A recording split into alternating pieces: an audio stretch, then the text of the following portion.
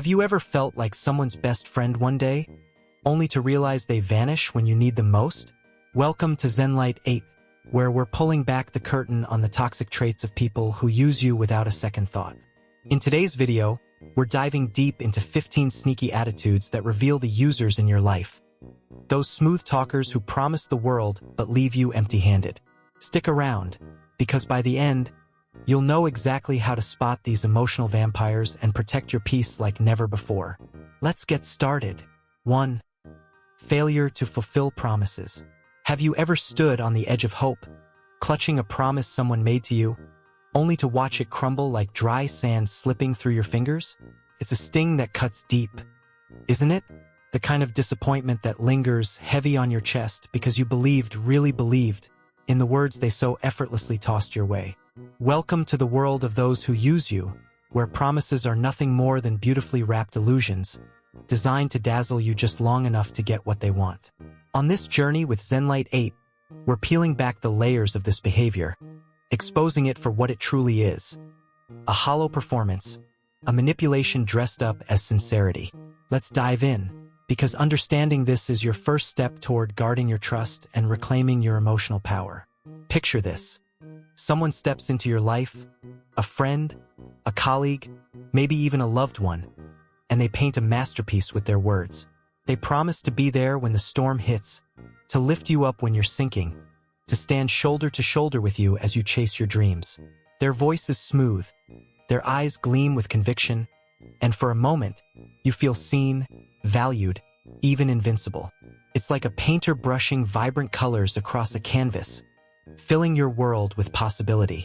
But then the moment of truth arrives. The storm comes, the weight presses down, and you look around. Where are they? Gone. Vanished like a puff of smoke in the wind. That masterpiece they painted? It's just an empty frame hanging on the wall, mocking you with its silence. This is the hallmark of those who fail to fulfill promises. They're masters of the spoken word, architects of grand illusions who know exactly how to hook you. They dangle the bait, support, loyalty, a favor, and you bite because who wouldn't want to believe in the goodness of others? But here's the catch. Their promises were never meant to hold weight. They're not built on the solid ground of integrity or the steel beams of commitment. No, these are flimsy constructs, propped up just long enough to extract what they need from you. Your time, your trust, your resources, before they collapse under the slightest pressure. Think of it like a magician's trick. They wave the wand, pull the rabbit out of the hat, and you're left clapping in awe. But the second you turn your back, the stage is empty, and the magic was never real. That's what it feels like when someone promises you the moon but delivers nothing more than a handful of dust. They're not in it for you. They're in it for themselves. Their words are a tool, a brushstroke in a larger scheme to keep you tethered to their needs while they slip away when yours arise. And the worst part? You're left holding the pieces, wondering how you didn't see it coming. Let's paint a scene from real life. Maybe it's a friend who swore they'd help you move into your new place. "I've got you," they said, their voice brimming with assurance. You pictured it. Boxes stacked high, laughter filling the air, a shared burden made lighter. But moving day comes, and your phone stays silent. No text, no call, no knock at the door. You're hauling boxes alone, sweat dripping, heart sinking, while they're off somewhere else, unbothered. Or perhaps it's a coworker who promised to back you up on a big project. "We're a team," they insisted, and you poured your soul into the work, trusting they'd pull their weight. Deadline looms, and they're nowhere to be found. Excuses piling up like leaves in the fall, leaving you to face the fallout solo. These aren't just broken promises. They're betrayals dressed up as good intentions. Why do they do it? Because for them, promises are currency. They spend them freely, knowing they'll never have to cash the check. It's a performance, a script they've rehearsed to perfection. They know the right lines. "I'll be there. You can count on me. I won't let you down." And they deliver them with Oscar-worthy flair. But when the curtain falls, when the lights dim and the audience, needs the real show to begin, they've already left the theater. Their promises were never about building something with you. They were about taking something from you. Whether it's your emotional support, your effort, or just a fleeting favor, They've mastered the art of giving nothing while getting everything. And here's where it gets tricky. We want to believe them. We're wired to see the best in people, to trust that words carry weight. It's like a gardener tending a seedling, hoping it'll bloom into something beautiful. But with these individuals, you're watering a weed, one that drains the soil dry and leaves nothing to nourish in return. The pain of that realization stings, doesn't it? You replay their words in your head, searching for the moment you should have known, beating yourself up for being too naive. But let me tell you something. It's not your fault. Their failure to follow through isn't a reflection of your worth. It's a glaring neon sign of their character. So how do you spot this before it cuts too deep? It starts with a shift in perspective. Promises without action are like actors without a script, beautifully dressed but going nowhere. Pay attention to the patterns. Do their words ever match their deeds? Or do they vanish when the spotlight shifts to your needs? Are they there when it's convenient for them, only to disappear when the tables turn? It's not about one missed moment. It's about the rhythm of their absence. Like a tide that pulls back just when you need it to rise, they show up for the calm but flee the storm. That's your litmus test. Actions, or the lack thereof, speak louder than any silver-tongued vow. Recognizing this behavior is like finding a compass in the wilderness. It points you toward clarity, helping you navigate away from those who'd leave you stranded. But it's not just about spotting the fakes. It's about protecting what matters. Your trust, your energy, your heart. Every empty promise you let slide is a crack in the foundation of your emotional fortress. Let too many pile up, and the whole thing crumbles. That's why this lesson, painful as it may be, is gold. It teaches you to weigh words against actions, to see beyond the charm and into the truth. Now let's flip the script. Imagine a life where the people around you mean what they say. Picture relationships built on promises kept, where "I'll be there" isn't just a line, it's a lifeline. That's the oasis waiting beyond this desert of deceit. But to get there, you've got to weed out the mirages. Start small. The next time someone promises you something, don't just nod and hope, watch.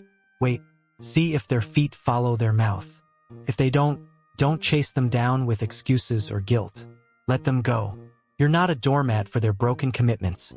You're a gatekeeper of your own peace. This isn't about cynicism. It's about wisdom. Not every promise will break, but not every promiser deserves your faith. Think of it like pruning a garden. Cutting away the dead branches lets the healthy ones thrive. Those who fail to fulfill promises aren't just unreliable. They're emotional leeches, sapping your belief in connection itself. By seeing them for what they are, you free yourself to invest in the ones who show up, who stay, who prove that trust isn't a gamble but a gift. So here's your takeaway from ZenLight 8 today. Promises are only as good as the person behind them. When someone's words turn to dust, don't blame yourself for the wind. Blame the one who never built anything solid to begin with. Recognize the pattern, learn the lesson, and step boldly toward relationships that don't just sound good but feel real. You deserve that. You've always deserved that. Keep your eyes sharp, your heart guarded, and your standards high, because in this game of trust, you're the one who gets to decide who stays in the frame. 2. Diminishing or disdainful comments. Have you ever walked away from a conversation feeling smaller than when you started? Not because of some grand argument, but because of a quiet little jab, a comment so subtle you almost missed it, yet sharp enough to leave a mark? Welcome to the shadowy art of diminishing remarks, a weapon wielded by those who'd rather see you shrink than shine. On this journey with ZenLight 8, we're shining a light on this sneaky tactic. Those offhand words disguised as jokes or harmless banter, crafted to chip away at your confidence one cut at a time. These aren't just careless slips. They're calculated moves to keep you unsteady, unsure, and under their thumb. Let's unravel this thread, because once you see it for what it is, you'll never let it dim your light again. Imagine you're standing tall, a tree rooted deep in the soil of your own worth.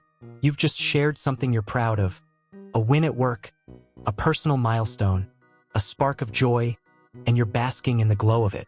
Then comes the comment.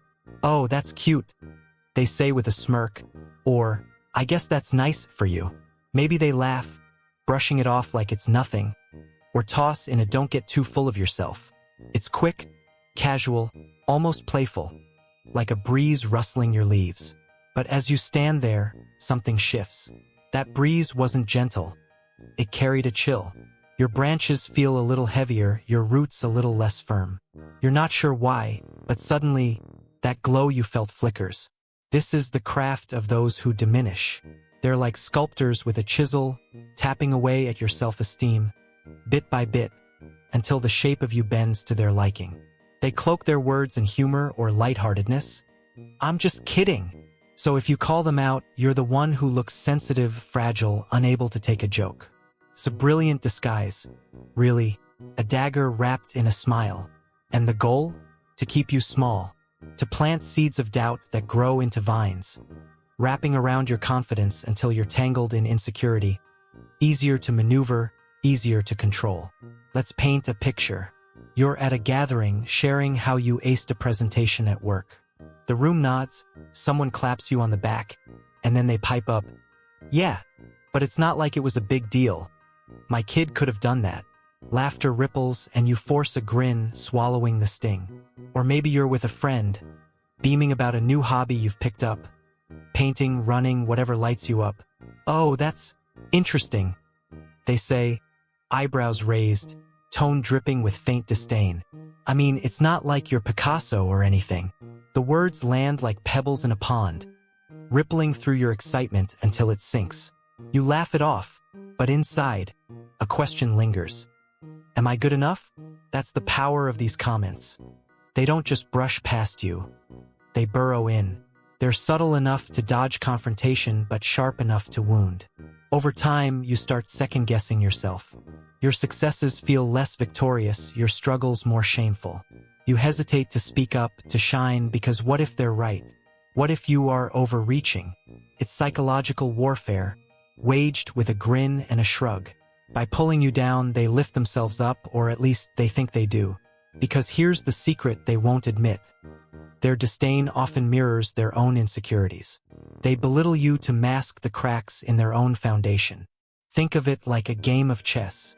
Every snide remark is a pawn moved forward, testing your defenses, nudging you into a corner. They're not here to celebrate your wins. They're here to outmaneuver them. Did you get a promotion? Must have been luck. Did you overcome a challenge? Others have it worse. Even your dreams get a dismissive flick. That's a nice little fantasy. It's not about truth, it's about power.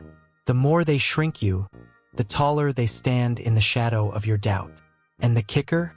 You might not even realize it's happening until you're hunched over, wondering when you stopped believing in yourself. Why do they do this? Because control thrives in imbalance. A confident you, a you who knows your worth, is a threat to their game. They need you uncertain, pliable, tethered to their approval. It's like a gardener snipping the buds off a flower before they bloom, keeping it stunted so it never outgrows the pot. Their words aren't random. They're deliberate, aimed at your roots. And the longer you let them tend that garden, the harder it is to break free. You start apologizing for your light, dimming it to fit their narrative. All because their quiet cuts convinced you it's safer to stay small. But here's where the story shifts. Recognizing this behavior is like flipping on a spotlight in a dark room. Suddenly, the shadows scatter. Starts with listening, really listening to what they say and how it lands. Is their humor lifting you up or pressing you down? Do their words spark joy or sow doubt? Patterns don't lie. One offhand jab might be a fluke, but a steady stream of disdain? That's a blueprint. They're not teasing. They're tearing. And once you see it, you can't unsee it. That's your power, the power to step out of their game and rewrite the rules. Let's ground this in reality. Say you're excited about a new goal, starting a side hustle, maybe. You tell them, eyes bright, and they hit you with, "Oh, good luck with that." Most people crash and burn, you know? You feel the air leak out of your balloon, but this time you pause. You catch the edge in their tone, the way it's not about support, it's about supremacy. Or maybe you're proud of losing 10 pounds, and they quip, "Yeah, but you've still got a ways to go." It's not a slip, it's a strategy. And now that you're awake to it, you've got choices. Call it out or walk away. Either way, you're done letting it slide. Calling it out might look like this: "Hey, that didn't feel good. Why'd you say it?" Watch them squirm, backpedal, or double down. Their reaction tells you everything.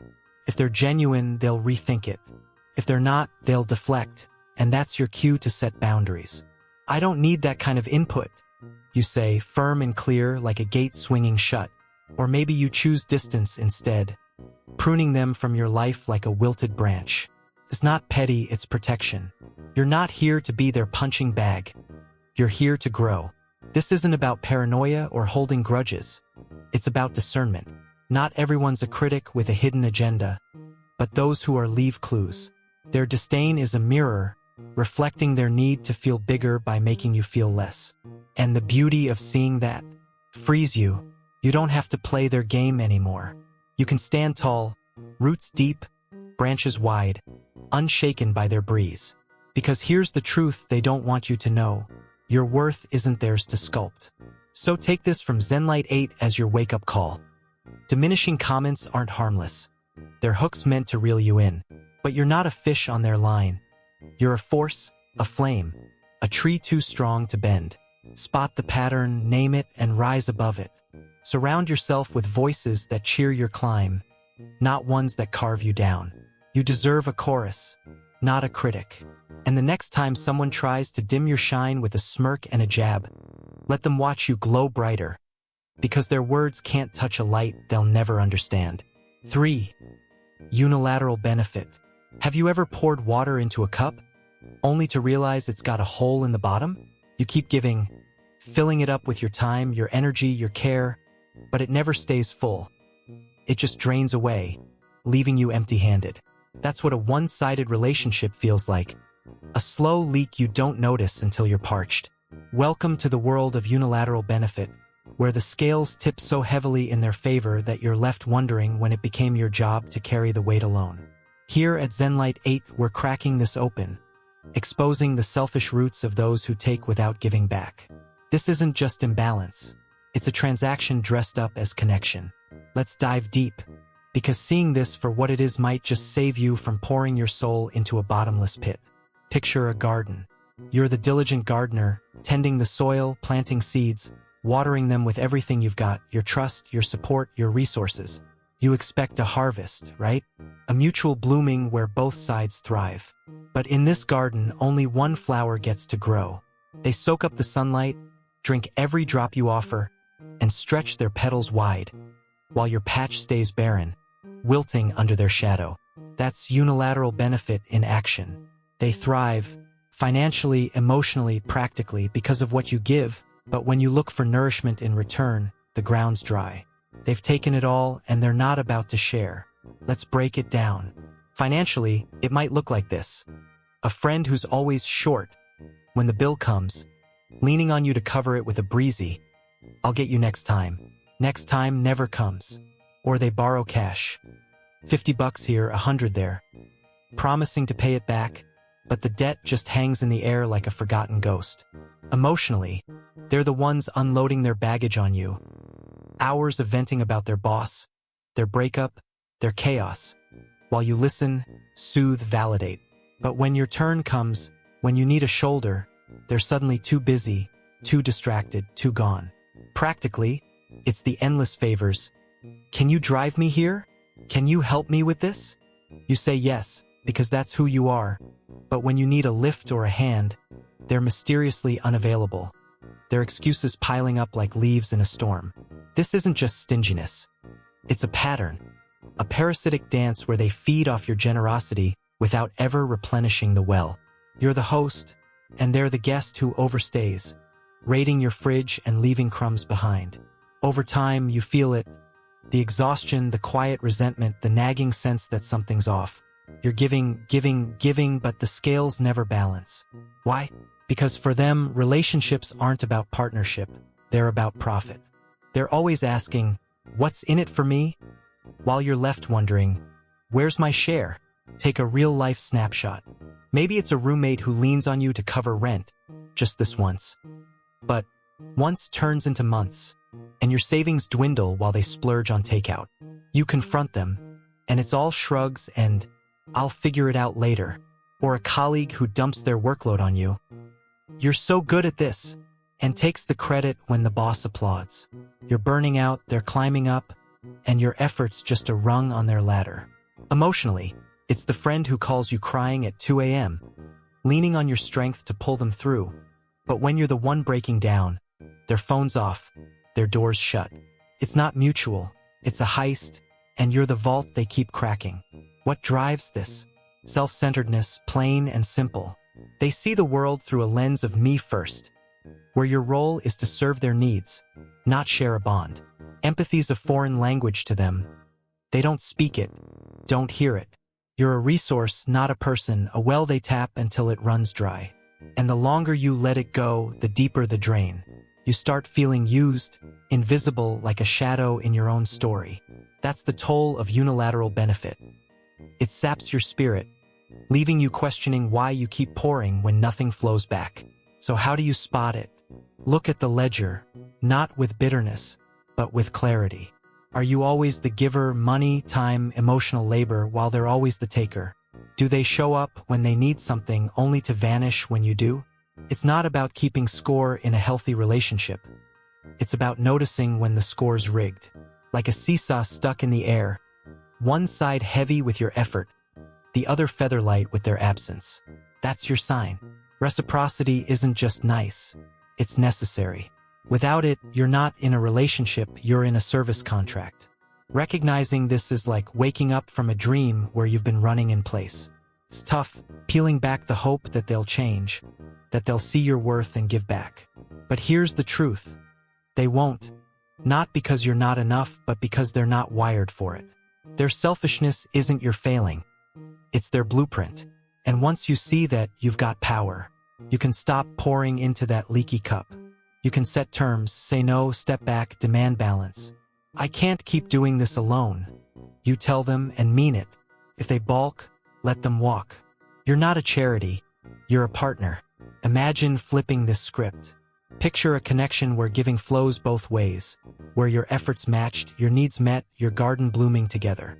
That's what you deserve, not this one-way street of depletion. Start small. Next time they ask, pause. Ask yourself, what have they given me lately? If the answer's silence, hold back. Protect your well. You're not here to sustain their world. You're here to build yours. At Zenlight 8, we say this loud. Unilateral benefit isn't friendship. It's theft. See it, name it, and reclaim what's yours. 4. Disregard for your needs or feelings.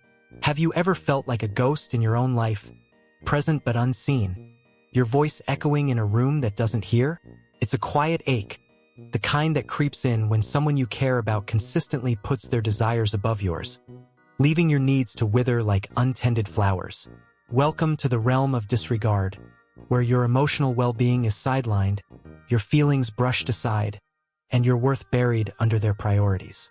Here at Zenlight 8, we're digging into this behavior, exposing how it erodes you bit by bit until you're left questioning your place.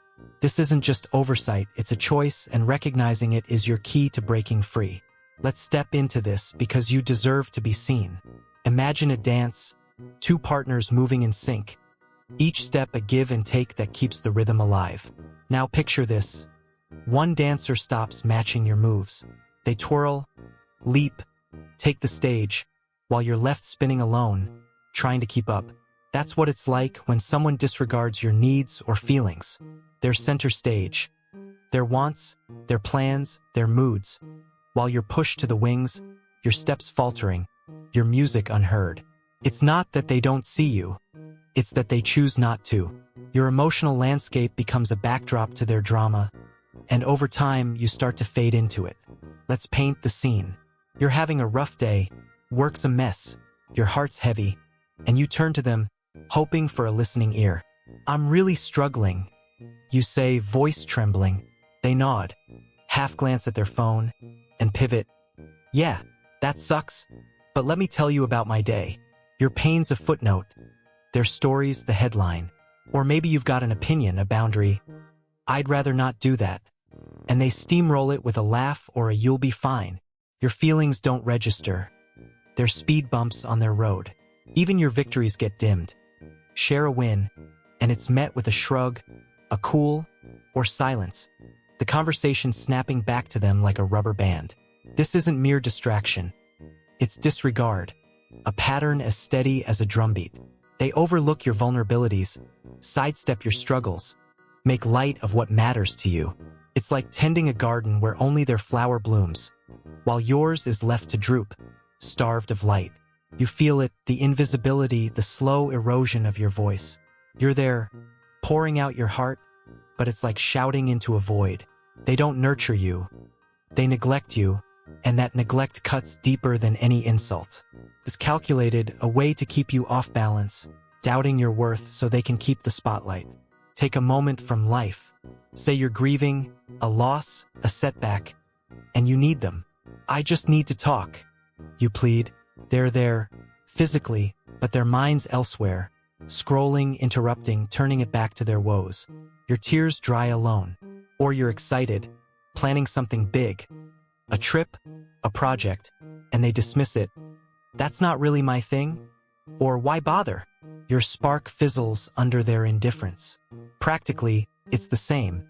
You ask for help, a ride, a favor, and it's "I'm too tired." But when they need you, you're expected to jump. Your needs? Irrelevant. Theirs? Urgent. Always.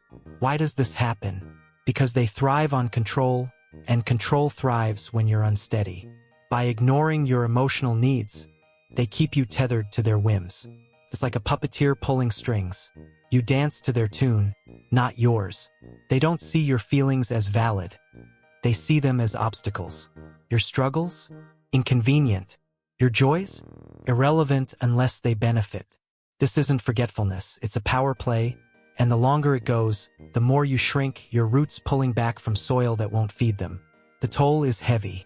You feel unseen, unheard, a shadow of who you could be. You start silencing yourself. Why speak if they won't listen? You bury your needs, convinced they're too much, and that conviction festers into self-doubt. But here's the wake-up call. It's not you. Their disregard isn't a measure of your value. It's a mirror of their limits. They can't or won't meet you halfway, and that's on them. Recognizing this is like stepping out of fog into sunlight. You see the pattern. Your needs sidelined, your feelings trampled, your worth ignored. And with that sight comes choice. How do you catch it? Watch the rhythm. Do they pause for your pain, cheer your wins, respect your no? Or do they plow through, leaving you in their dust? It's not one missed beat. It's the song they keep playing. Test it. Share something raw, joy, hurt, a boundary, and note their response. Empathy or evasion, care or dismissal. That's your compass. And once you've got it, act. Call it out. I need you to hear me. Set the line. This matters to me. If they can't step up, step away. You're not a prop in their play. You're the star of your own. Imagine the flip side. A bond where your needs bloom too, where your feelings aren't just tolerated but treasured. That's not a fantasy, it's your right. At Zenlight 8, we're clear. Disregard isn't love. It's neglect. See it, name it, and choose you. You're worth the dance, not the sidelines. 5. Emotional manipulation. Have you ever felt like a marionette? Strings tugging at your heart, pulling you up one moment and dropping you the next? It's dizzying, isn't it? The way someone can lift you to the clouds with praise, only to yank you back down with a cutting word, leaving you spinning, unsure of where you stand. Welcome to the twisted game of emotional manipulation, where your feelings become their playground. Here at Zenlight 8, we're cutting through the fog of this behavior, exposing how they toy with your emotions, showering you with warmth, then dousing you with ice, to keep you off balance and craving their approval. This isn't care, it's control. Let's dive in, because understanding this is your first step to snipping those strings and standing steady on your own. Imagine a garden tended by a fickle hand. One day, the sun shines bright. They water you with compliments, beaming, "You're amazing. I'm so lucky to have you." Your petals unfurl, basking in the glow, roots drinking deep. You feel alive, seen, worthy. But then, without warning, the weather shifts. The same hand that nurtured you now withholds, or worse, prunes with a sneer, You're too much. Why can't you get it together? The warmth vanishes, replaced by a chill that leaves you drooping, confused, desperate to regain that sunlight. It's not random. It's a dance they've choreographed, a push and pull to keep you guessing, tethered to their whims. This is emotional manipulation at its core. They're masters of disguise, cloaking their control in care at first. They reel you in with affection, sweet words, grand gestures, until you're hooked, believing this is what connection feels like. Then the mask slips. The praise turns to criticism, the attention to neglect, and you're left scrambling to figure out what went wrong. 1 minute, you're their hero. The next, you're their burden. It's like riding a roller coaster blindfolded. You never know when the drop's coming, but you feel every jolt. And that's the point. They want you unsteady, always seeking the high of their approval, never sure when the low will hit. Let's paint a scene. You've poured your heart into something. A project, a goal, and they're there, clapping. Wow, you're incredible. You soar, fueled by their words. But days later, you falter. Maybe it's a small mistake, and they pounce. I thought you were better than this. The sting lands hard, and suddenly, that praise feels like a mirage. Or maybe it's personal. You open up about a fear, and they hug you, whisper, I've got you. You lean in, trusting. Then, next argument, they throw it back. You're always so fragile. Your vulnerability's now a weapon, and you're the target. It's not support, it's a setup designed to keep you chasing their validation. Why do they do this? Power. Emotional manipulators thrive on holding the reins. When you're balanced, confident, independent, they lose their grip. But when you're swaying, doubting, needing their nod to feel okay, they've got you right where they want you. It's like a chess game, they move the pieces, you react. Praise lifts you just enough to keep you in play. Criticism knocks you down to remind you who's in charge. They alternate between sun and storm, not because they're conflicted, but because it works. You stay hooked, trying to win back the warmth, oblivious to the strings tightening around you. The toll is brutal. You start living for their mood, not yours. Anxiety creeps in. Am I enough today? Inadequacy festers. Why can't I keep them happy? Guilt weighs you down. Maybe I deserve this. It's a destabilizing whirlwind, and that's their genius. They make you think it's your fault. You chase their approval like a thirsty traveler after water, not realizing the well's poisoned. Over time, your sense of self erodes, replaced by a mirror they hold up, one that only reflects what they want you to see. You're not growing. You're groveling, and they're the ones pulling the levers. So how do you spot it? Feel the rhythm. Does their affection come with a catch? Highs followed by lows that leave you reeling? Do their words build you up only to tear you down? Test it. Share a triumph, then a flaw. Watch their shift. If praise turns to blame faster than you can blink, that's your clue. It's not about love or honesty. It's about leverage. And once you see it, you've got options. Call it out. I feel jerked around. Why the switch? Their dodge or defensiveness will tell you plenty. Or step back, stop dancing. You don't need their sun to bloom. You've got your own light. Imagine breaking free.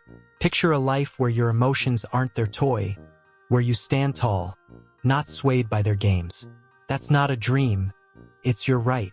At ZenLight 8, we're clear. Emotional manipulation isn't connection. It's captivity. See the strings, cut them, and reclaim your balance. You're not their puppet, you're your own power. 6. Lack of genuine support. Have you ever reached out for a hand, only to grasp at air? It's a hollow feeling, isn't it?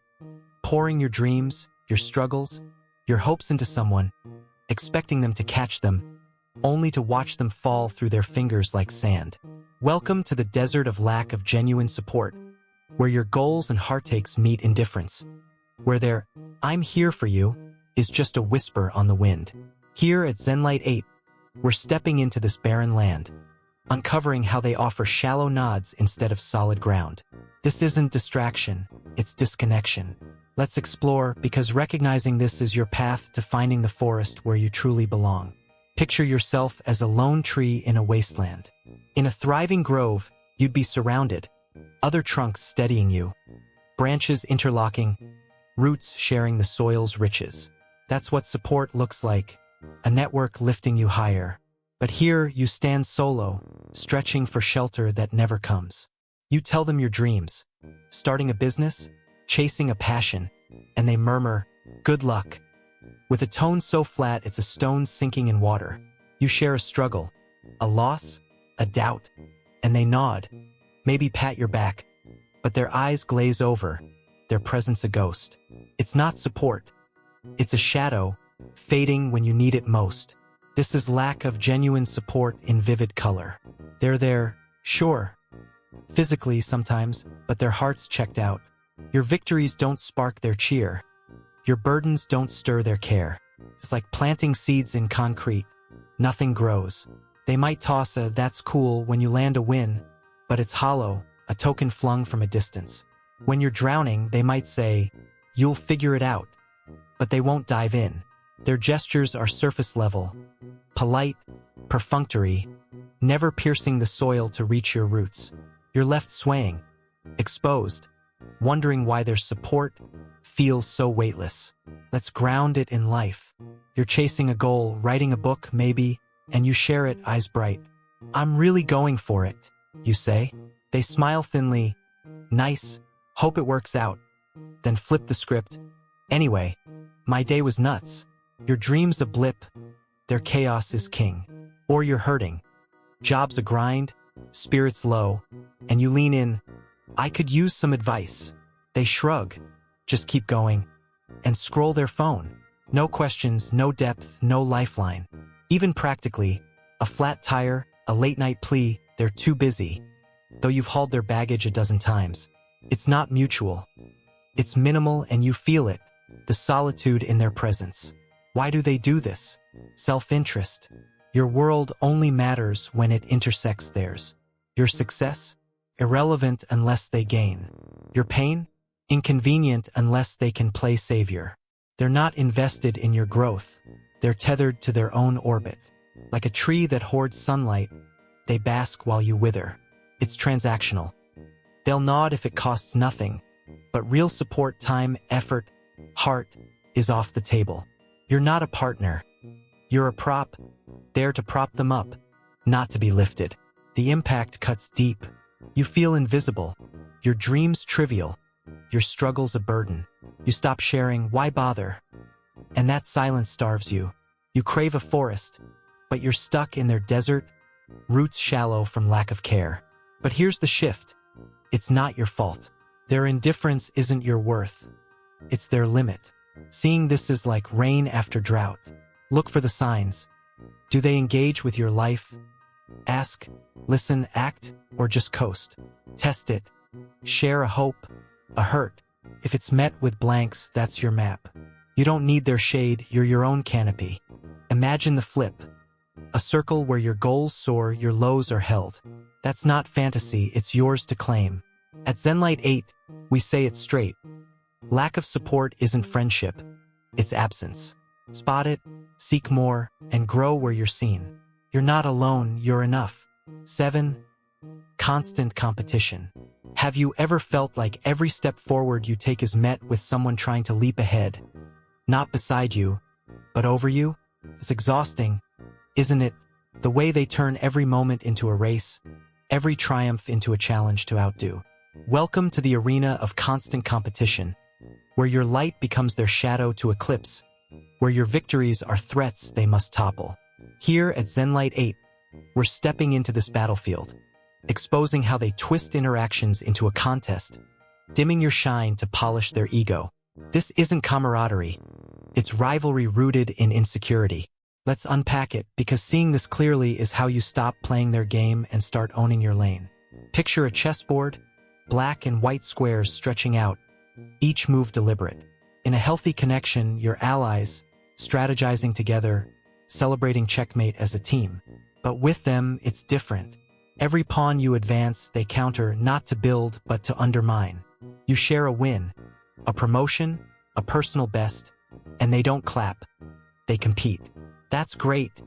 They say, voice tight. But I just did something bigger.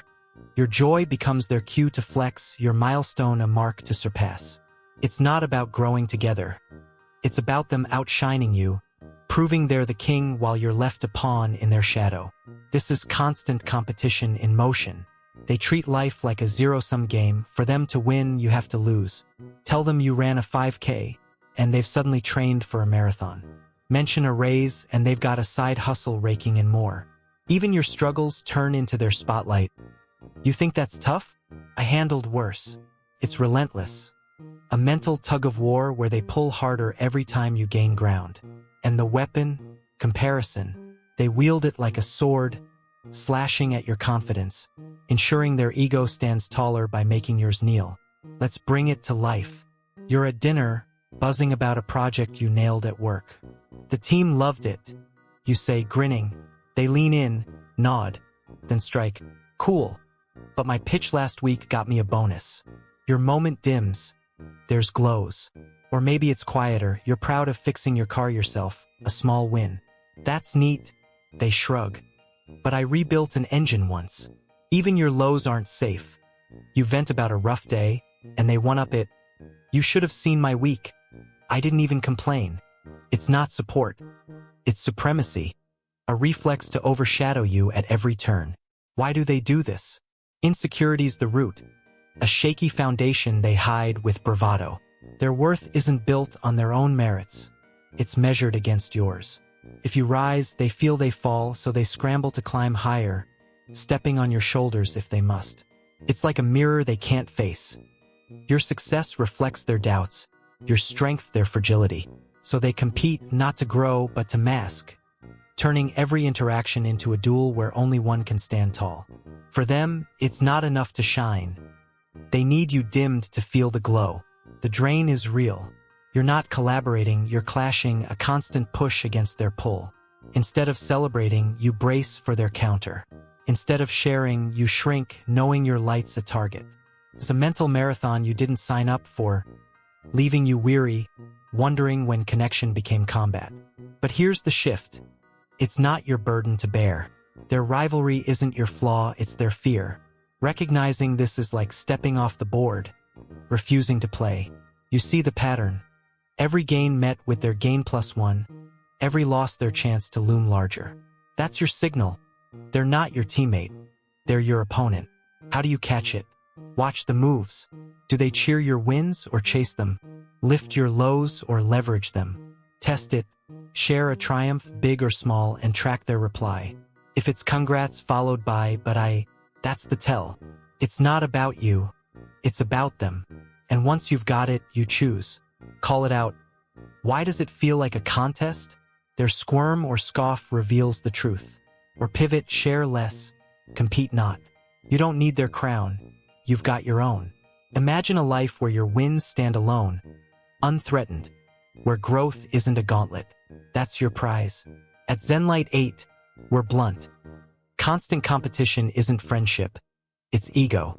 See it, skip it, and run your race. 8. Absence in critical moments.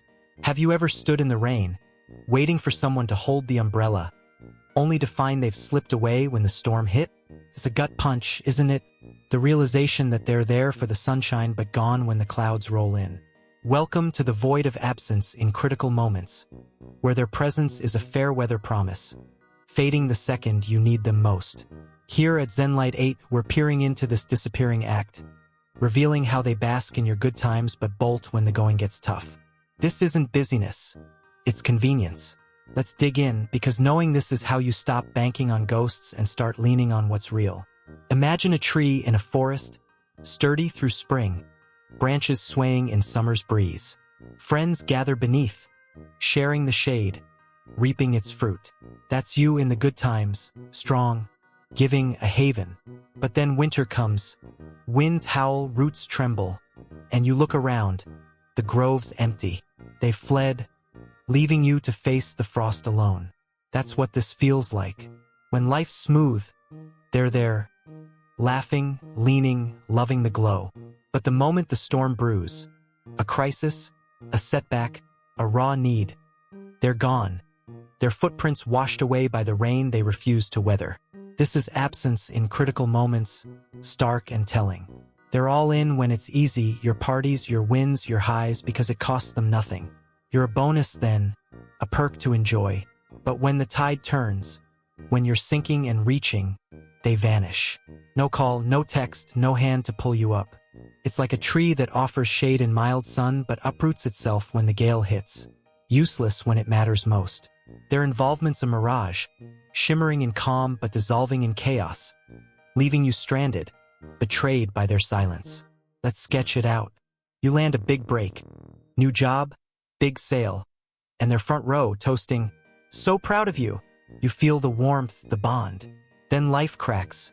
Your dog dies. Your car breaks down. Your heart's in knots. And you call, "I need you." Crickets. They're swamped, out of town. Not good with this stuff. Or worse, they show up briefly, mutter a "that's rough," and bounce, leaving you to shovel the mess. Even practically, a hospital visit, a move in the rain. They're MIA, though they've ridden your coattails plenty. It's not mutual. It's mercenary. There when it shines, gone when it pours. Why this vanishing? Convenience drives it. They're in for the gain, your joy, your status, your lift, but not the grit. Real support demands effort, time, empathy, sacrifice, and they're not wired to pay. Your crisis doesn't serve them. It burdens them, so they duck out. Like a guest at a feast who skips the cleanup. They take the meal and leave the dishes. It's self-preservation, not partnership. Your storm's their signal to shelter themselves, not you. And the sting is profound. Trust fractures, faith fades, and you're left questioning if they ever cared. The weight lands hard. You feel abandoned, foolish for believing they'd stay. You replay the good times, wondering where the switch flipped, but it didn't. They were always half in. Seeing this is like lightning in the dark, painful but illuminating. Check the pattern. Are they there for the highs, absent for the lows? Test it, hit a peak, then a pit. If they cheer the first and dodge the second, that's your proof. And then, confront. Where were you when I needed you? Their excuse is their confession. Or withdraw. Save your SOS for those who'll sail through the storm. Picture the reverse. A crew that stands firm, rain or shine, lifting you when you're down. That's not a wish, it's your due. At ZenLight 8, we're real. Absence in critical moments isn't loyalty, it's leverage. Spot it, shed it, and seek the roots that hold. You're not a fair weather stop, you're a force worth standing by. 9. Lack of reciprocity. Have you ever felt like you're rowing a boat alone? Oars digging into the water, arms burning, while they sit back, enjoying the ride without lifting a finger? It's a slow grind, isn't it? The way you pour effort, time, and care into a relationship, only to watch it flow one way, leaving you stranded on an empty shore. Welcome to the imbalance of lack of reciprocity, where your giving is a river and their taking is a drought. Here at ZenLight 8, we're diving into this lopsided current, exposing how they drain you dry without ever refilling the well. This isn't just unfairness, it's exhaustion in disguise. Let's wade in, because seeing this is how you stop sinking and start swimming toward balance. Picture a seesaw, that playground relic of give and take. In a good connection, it teeters, your weight lifts them, theirs lifts you, a rhythm of mutual effort keeping it alive. But with them, it's stuck. You're down, heavy with sacrifice. Planning, reaching out, supporting. While their side floats high, featherlight with indifference. You call to check in, their line's silent. You make time, they make excuses. You hold them up through their storms. They're nowhere when yours brew. It's not a partnership. It's a solo act, and you're the only one on stage, performing for an audience that doesn't applaud. This is lack of reciprocity in stark relief. You invest hours listening, favors granted, energy spent, hoping for a return, a sign they value you back. But it's crickets. Their contribution's a ghost, minimal, sporadic, a token tossed when guilt nudges them. You're the one texting first, driving the plans, carrying the load while they coast, passive, taking your care like it's their due. Over time, the weight piles up, resentment, fatigue, a quiet ache that whispers, "Why am I always the one?" You're not just giving, You're bleeding, and they're not even handing you a bandage. Let's sketch it real. You're the friend who remembers birthdays, gifts, calls, thoughtfulness, and they barely muster a thanks, forgetting yours entirely. Or you're there, 2 a.m., soothing their breakup tears. But when your heart cracks, they're too tired to pick up. Practically, it's you driving them to the airport, lugging their bags, while your flat tire gets a "wish I could help" text from afar. Even talks uneven, you share, they skim. You ask, they deflect. It's a one-way street, your effort paving it while they stroll, hands in pockets, unbothered by the dust you kick up. Why this void? Because for them, it's convenience, not connection. They take what's offered, your time, your heart, without intending to repay. It's not malice often, but apathy. A lack of that spark that says, I see you, I'll meet you there. They're not wired for mutual. They're wired for me. You're a well they dip into, not a garden they tend. And the longer you pour, the more you dry out, emotionally spent, questioning why your tank's empty when theirs stays full. It's a slow theft, sapping your spirit while they thrive on your overflow. The toll creeps in. You're drained. Not just tired, but hollowed out, a shell of the giver you were. You stop asking, stop expecting, because why bother? That silence starves you, dims your trust in connection itself. But here's the pivot. It's not your lack, it's theirs. Their failure to reciprocate isn't your worth slipping. It's their scales tipping selfish. Seeing this is like grabbing the oars with both hands. You spot the imbalance. Your effort heavy. There's light as air. Test it, pull back. Don't call, don't plan, don't pour. If they don't paddle, that's your map. They're not in the boat with you. How do you shift it? Step off the seesaw. Say it, I need this to go both ways. Their shrug or scramble tells you everything, care or coast. If it's the latter, walk. You're not a mule for their load. You're a force deserving lift. Imagine the flip, a bond where effort flows back, where your giving's matched, not mined. That's not a pipe dream. It's your birthright.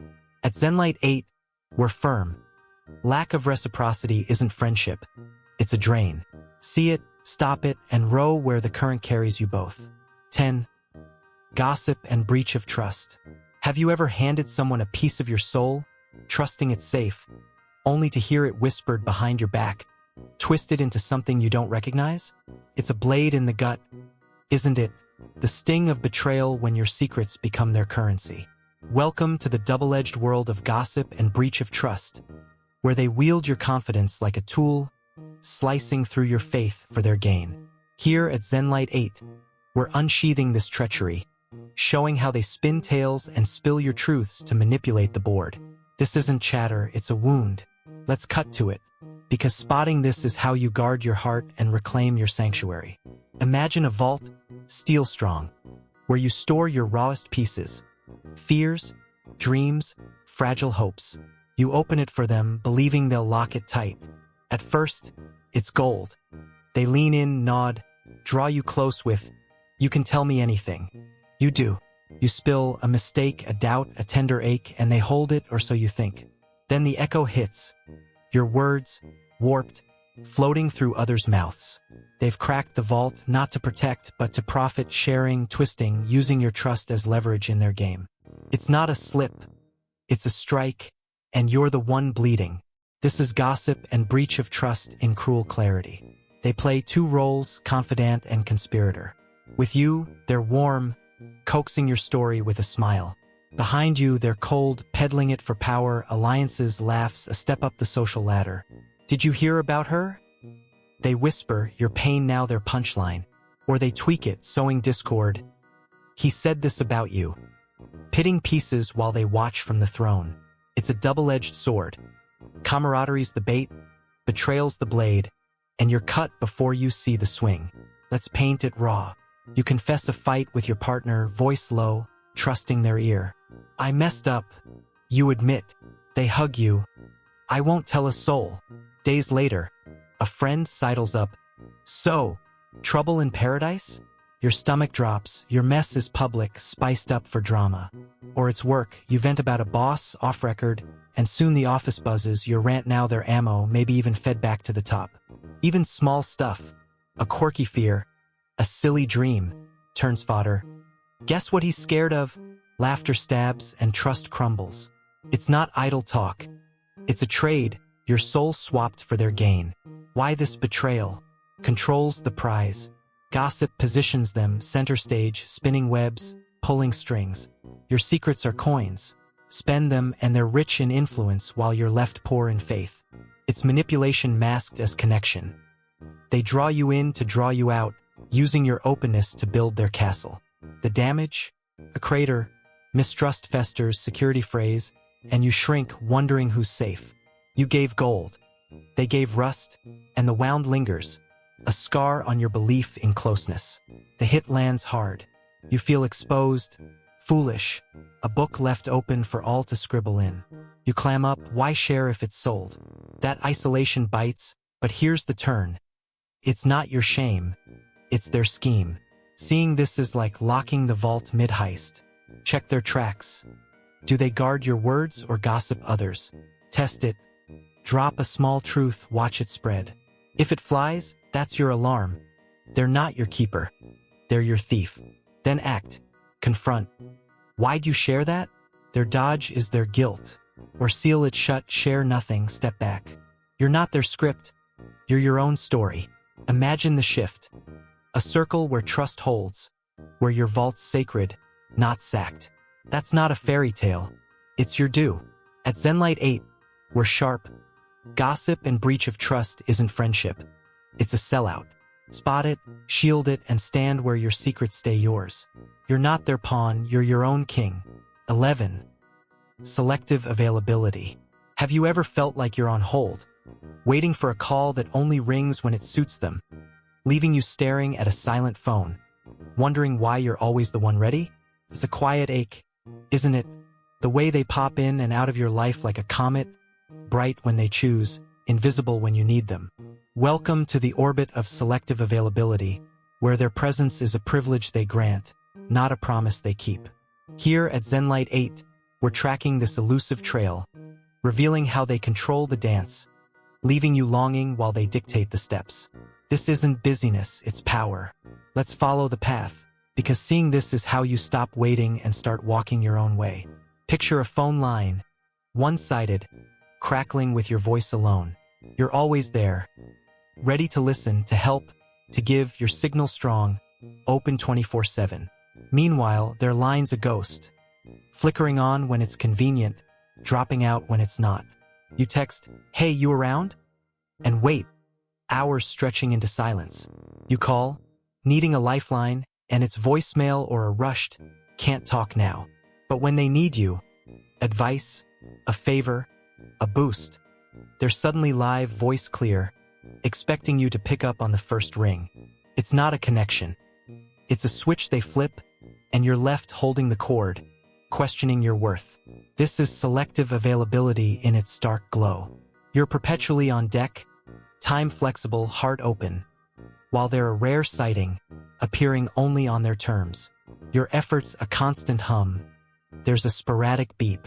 You're there through their late-night rants, their last-minute pleas, but when your world tilts, a bad day, a big ask, they're off the grid. Busy, they say, or bad timing, as if your needs are a schedule they can't fit. It's a dynamic they craft. You waiting, them deciding, keeping you at arm's length, grateful for scraps, while they hold the reins. Let's sketch it real. You're planning a hangout, texting dates, bending your week to match theirs. Whenever works for you, you say, eager. They reply days later, maybe next time, or show up only if it's easy, near their place, their vibe. But when they're bored, they're at your door, expecting you to drop everything. Or it's deeper. You're reeling, need a friend, and they're caught up. Yet last week, you sat through their crisis, coffee cold, phone ignored. Practically, it's you driving them, helping them move, while your emergencies get a wish I could. It's not mutual. It's measured. Their presence a favor, not a fixture. Why this dance? Controls the beat. They choose when to show, keeping distance to stay king. Availability's their lever. Dangle it and you chase. Withhold it and you doubt. It's not about full lives, it's about full power. They dictate, you adapt. You're a convenience, not a companion. There when they want, sidelined when they don't. And the toll? Heavy. You wait, hope, question. Am I too much? While they coast, untouchable. It's a one-way signal, draining your battery, leaving you dim while they shine on their terms. The weight settles in. You feel less valued, less seen, always on standby, never prioritized. You wonder if you're the glitch, but here's the spark. It's not you. Their selective presence isn't your failing, it's their frame. Seeing this is like cutting the line, you spot the pattern. They're there for their ease, gone for your need. Test it. Stop reaching. Let silence sit. If they don't dial in, that's your cue. They're not tuned to you. Then shift. Say it. I need consistency. Their dodge or delay is their truth. Or step off, save your signal for those who stay live. Imagine the flip. A bond where presence flows, where you're not begging for airtime. That's not a fantasy. It's your frequency. At ZenLight 8, we're clear. Selective availability isn't friendship. It's a gate they guard. See it, skip it, and tune to those who match your wave. You're not their call waiting, you're your own connection. 12. Making you feel guilty. Have you ever said no only to feel like the villain in your own story? A knot of guilt twisting in your gut because they made it your fault? It's a sly trap, isn't it? The way they frame their wants, so if you resist, you're the selfish one, the uncaring one, the bad guy. Welcome to the web of guilt tripping, where they spin your kindness into strings, pulling you into compliance with every tug. Here at ZenLight 8, we're unraveling this manipulation, showing how they wield guilt to control, preying on your goodness to get their way. This isn't persuasion, it's puppetry.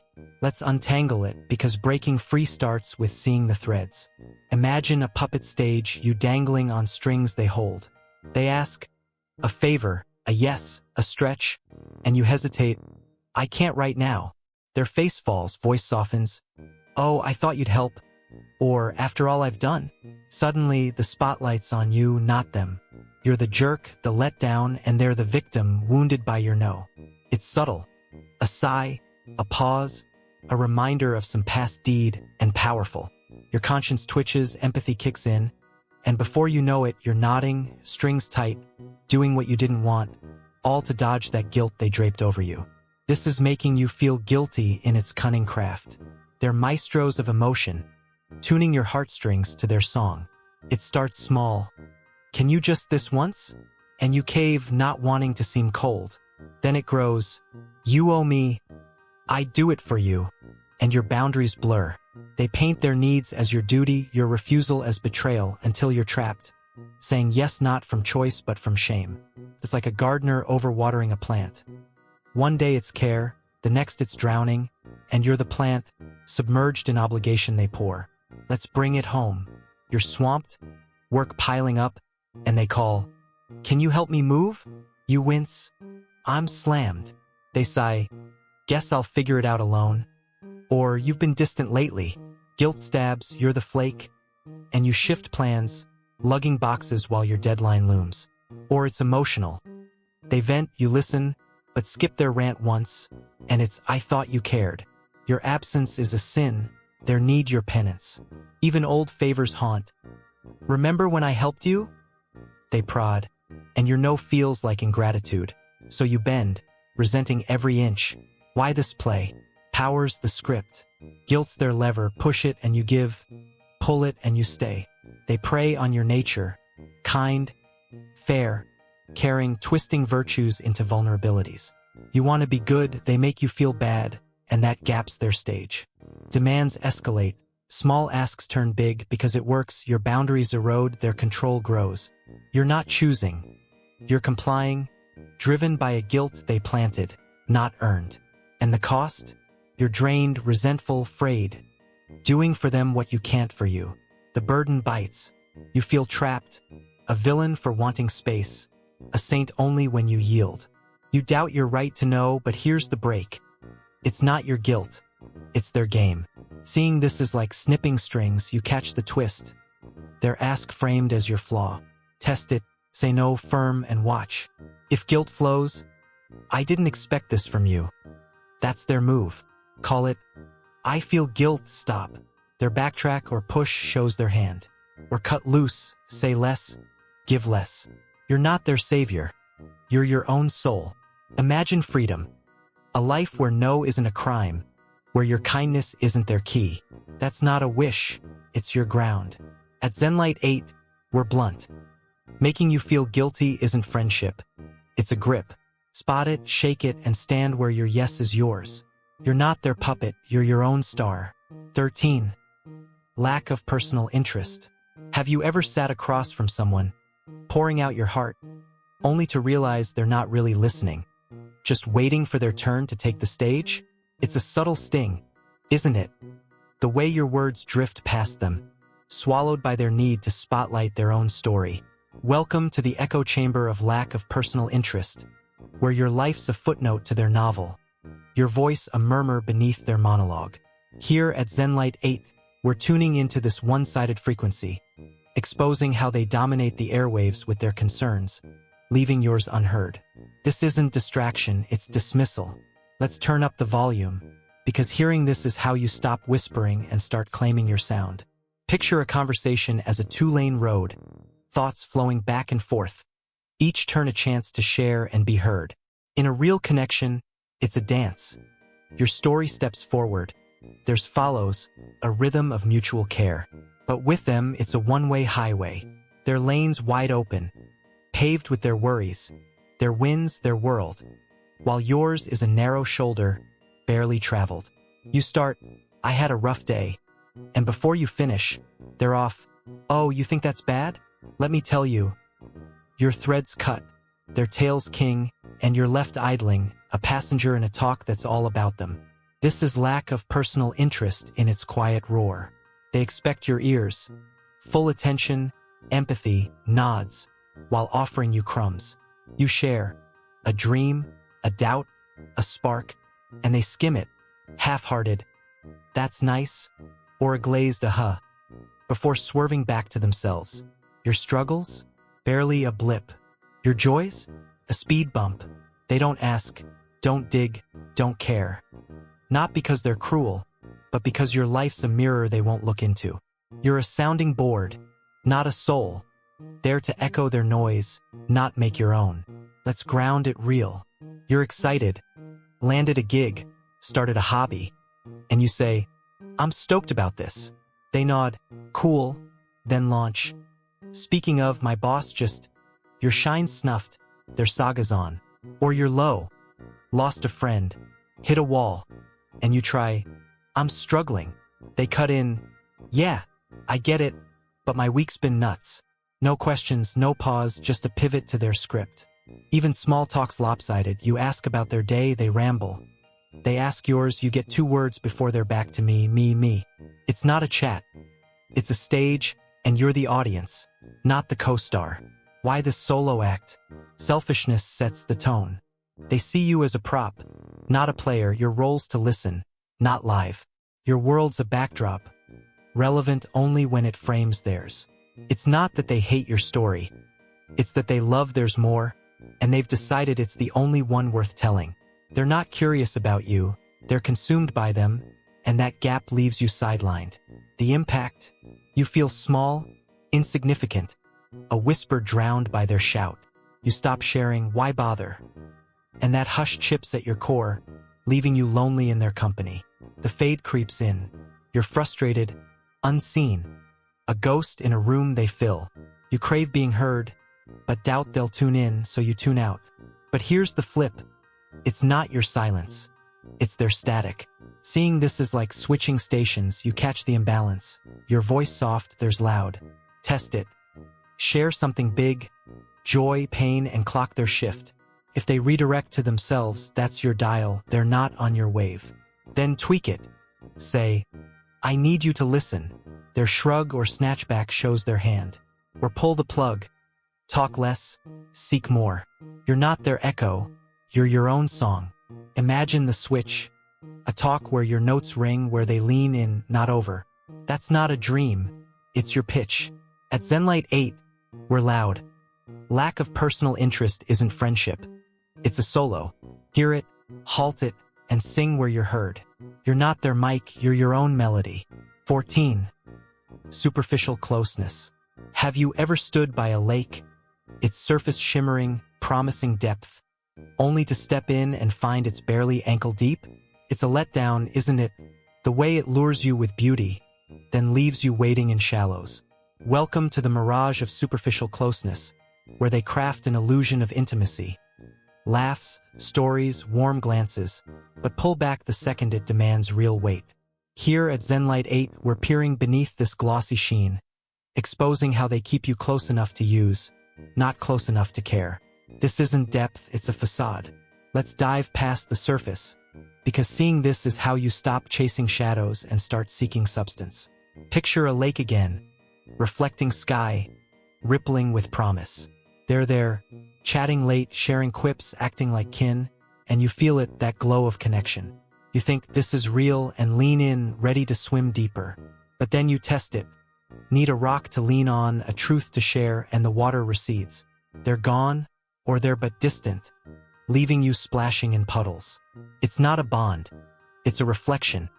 Pretty from afar, empty up close. They've built a stage of closeness, but when the curtain lifts for effort or honesty, they exit, keeping it light, keeping it low. This is superficial closeness in its fragile gleam. They play the part, fun friend, confidant, teammate with charm that hooks you. You laugh over drinks, swap surface tales, feel tight, but push for more, vulnerability, sacrifice, staying power, and they fade. Plans break, promises bend, supports a shrug. They're quick for the highs, your parties, your perks, but vanish for the lows, your crises, your calls. It's a closeness that crumbles under weight, a house of cards they deal, not dwell in, leaving you holding a hand that's all bluff. Let's make it vivid. You're tight, movie nights, inside jokes, and you think they get me. Then you crack, job loss, heartbreak, and say, I need you. They're there. Sort of, that sucks, a pat, then gotta run. No follow-up, no fight to stay. Or you plan, dinner, a trip, and they're in, until it's time to commit. Suddenly, things came up. Even trust falters, you spill a fear, they nod, but next week they're absent when it flares. It's not deep. It's decorative. There for the shine, gone for the grit, a bond that's all surface, no soil. Why this act? Convenience is the script. They want you near, useful, fun, a boost without the work of real ties. Depth demands time, heart, give back, and they hedge, reaping benefits without planting roots. It's emotional gambling. Bet low, win high, keep you hooked without risking loss. They're not there for you. They're there for them, and that shallowness holds you at bay, close but not claimed. The hit? You feel fooled, craving a dive they won't take, left waiting while they float away.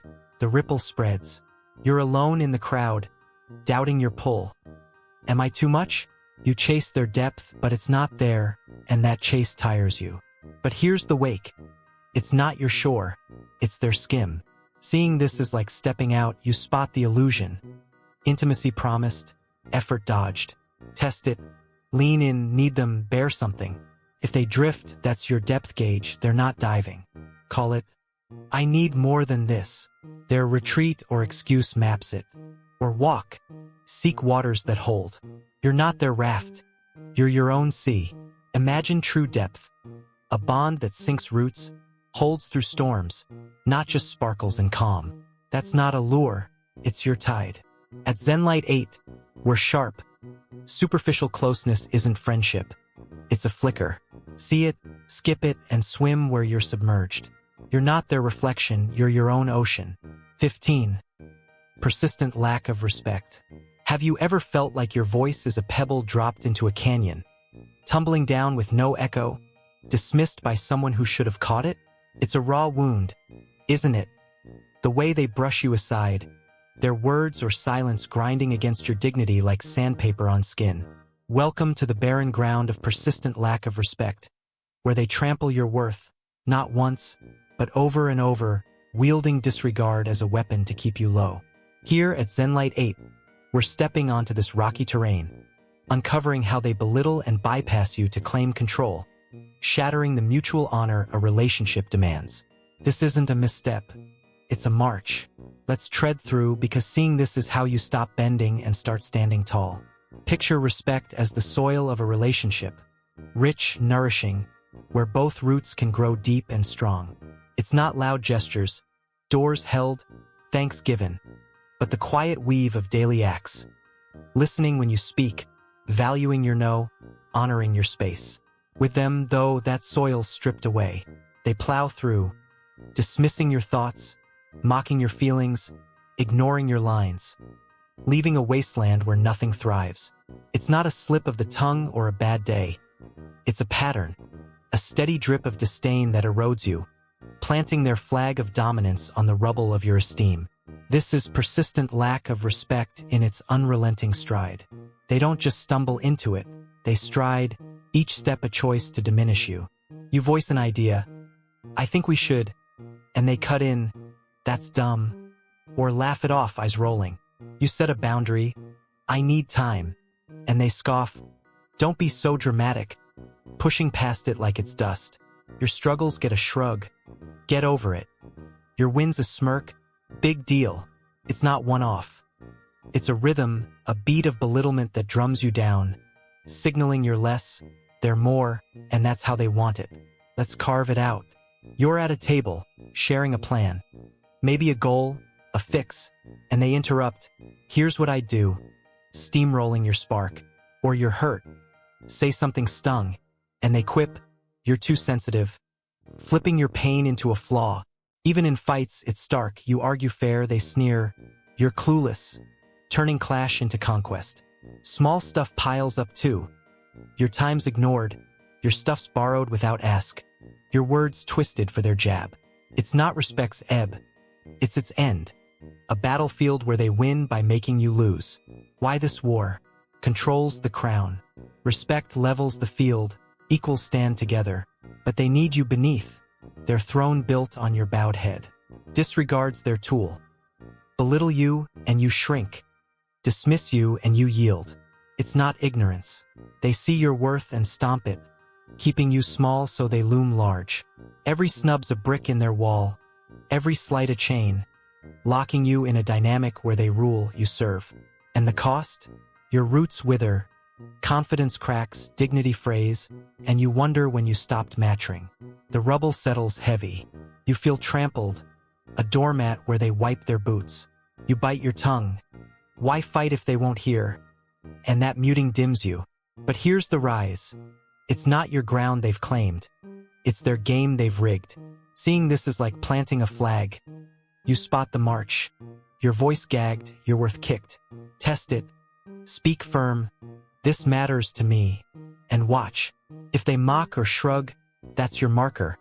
They're not allies. They're overlords. Call it, I won't be dismissed. Their pushback maps their reign. Or uproot, walk where respect grows. You're not their step, you're your own peak. Imagine the shift. A bond where respect's the root, where you're heard, not hushed, valued, not vanquished. That's not a mirage, it's your soil. And now, let's tie it all together. These 15 attitudes, from empty promises to this ceaseless disrespect, paint a vivid portrait of those who see you as a tool, not a treasure. They exploit, not uplift, caring little for your emotional health or the true essence of friendship. They promise but don't deliver, diminish you to rise, take without giving, ignore your needs, manipulate your heart, offer hollow support, compete to conquer, vanish when it counts, hoard reciprocity, betray your trust, show up on their terms, guilt you into yes, tune out your life, fake closeness, and trample your respect, all to profit while you pay. Recognizing these signs isn't just awareness. It's armor, shielding your spirit, guiding you to bonds that bloom both ways, rooted in mutual care and honor. You deserve that garden, not their wasteland. And now, from all of us at ZenLight 8, a deep, heartfelt thank you to every single one of you who've stayed with us through this journey. If you've watched this video to the end, you're not just viewers. You're warriors, seekers, souls brave enough to look within and around, to face the hard truths and choose growth over comfort. We know this wasn't a quick scroll or an easy skim. It's a dive, a trek through the shadows of human connection, and you've walked it with us. That takes guts, heart, and a hunger for something real, and we're honored, truly honored, to have you here. You're the heartbeat of Zenlight 8, the reason we light this torch, and your presence fuels us to keep digging, keep sharing, keep lifting. Thank you for trusting us with your time, for letting these words sink in, for choosing to see and shift.